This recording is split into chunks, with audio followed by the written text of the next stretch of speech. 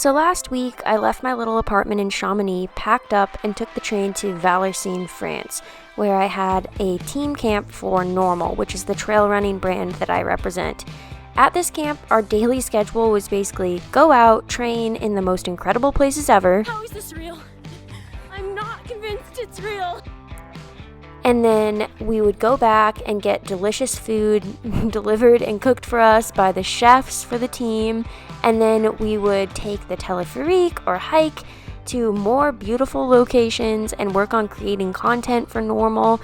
And since one of their values is no normal, this was like such a fun experience because we would do stuff like play tag and throw GoPros and have cameras rotating on us as we ran. So it was really fun. And also there were a ton of fresh blueberries, which I was picking all the time and occasionally got a bit distracted. They are beautiful. It is a beautiful thing. But yeah, other than the content creation, we also had individual and some group meetings.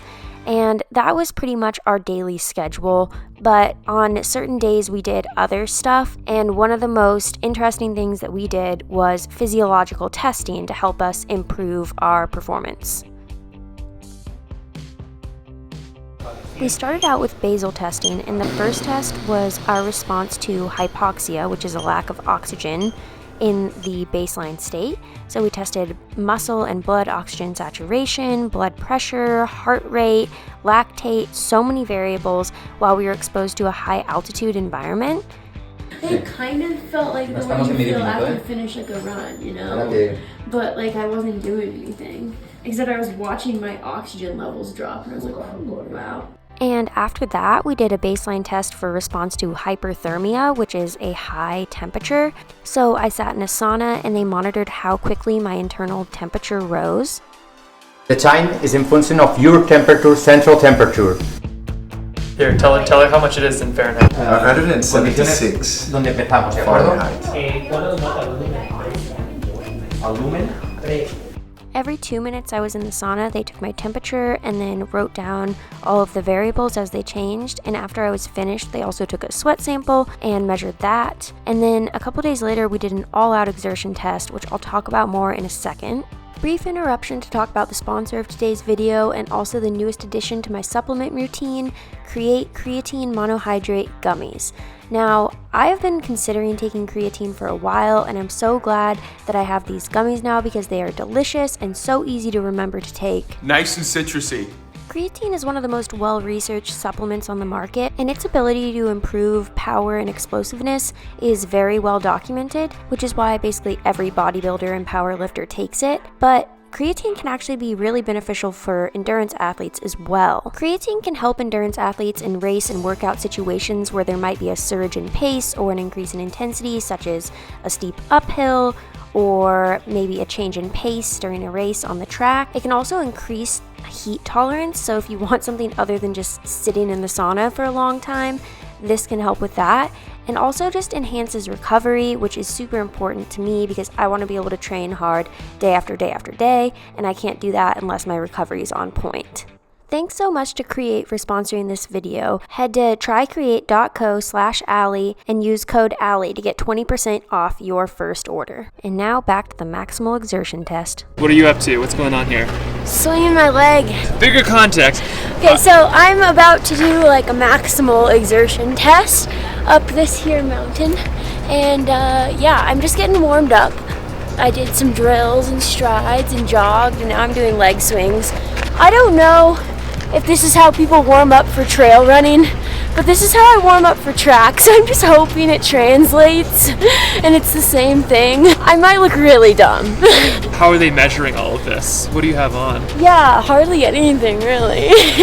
I'm triple strapped with watches, muscle oxygen saturation, and then it's connected to this, which is also muscle oxygen saturation, a heart rate monitor, which is obviously heart rate, but also breath rate.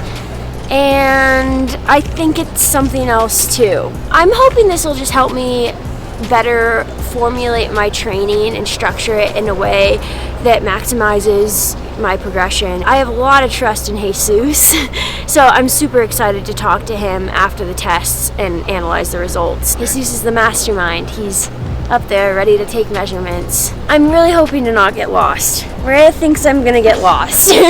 She is almost 100% positive I'll get lost, and she's probably right. She has good reason to be scared. This maximal test started with a 20-minute climb that was about a 22% grade, so it really wore me out. And then after that, took about 1 minute of measurements and then headed straight out on another hour-long loop that had a lot more climbing, and then finished with about a 20-minute downhill. And that downhill was incredible. It saved my life. And after that, they took a ton of measurements, and this was just to see exactly how I responded to exertion. I'm at 7.99 miles. This is a disaster. Kind of typical post-run deals. Yeah, I mean, usually I have to do it all myself, but today I've got some assistance. These variables gave a lot of data about which physiological factors were optimized and which ones were more limiting me. And for me, it turned out that hypoxia was actually a huge limiter, and that my cadence on the uphills wasn't allowing me to reach my true max. I can see in a trail race how you could like almost completely recover. Yeah. Like, because when I was running flat, I didn't feel tired. I was like, I feel fresh for this. Apparently, I respond really badly to altitude. My blood oxygen saturation went down to like 77%, and it should be like 99. But I don't really see that as a bad thing. Like, that's exciting because that means I have a huge area with a lot of room for improvement. And you know, once you get to like a high level of sport, it's hard to find areas where it's easy to improve, but I feel like that's pretty bad. It'd be pretty easy to improve that. So I'm excited, honestly. I'm very motivated to spend more time at altitude and work with Jesus and come up with a plan. Another interesting thing we did during this camp was meet with both apparel and footwear teams to talk about the current products, how to improve them, and also the new products that will be coming out soon. The best part of this week was hands down just getting to meet all of my teammates in person for the first time, and it was super cool to hear about everyone's different styles of training and philosophies, and obviously just their personalities. But learning from them about their training was super valuable, and we did a little Q&A with some of our best tips for runners. Doing all your runs kind of in the gray zone. To plan ahead better, to build up to the races a year or more in advance. Not try to copy the training from others. Running isn't the only thing that you can do to become a better runner. I know. Running, but slower. That's kind of a figure it out when I get there situation. We're in Chamonix now. We're heading to an event at the cinema. It's about climate change, actionable steps, some of the ways that NNormal is trying to enact change. Oh my gosh, look at all these people. Yeah, there's a lot of people here. They're all here for Killian, but I'm pretending it's for me so that I can feel good about myself. But yeah, looking beautiful. This event was super educational and inspiring, and I'm just very proud to work for a brand that stands so strongly behind their values and is working to change the industry and make a lasting impact. I just really enjoyed this time in France, and I hope that you enjoyed all the France vlogs because sadly they are coming to an end.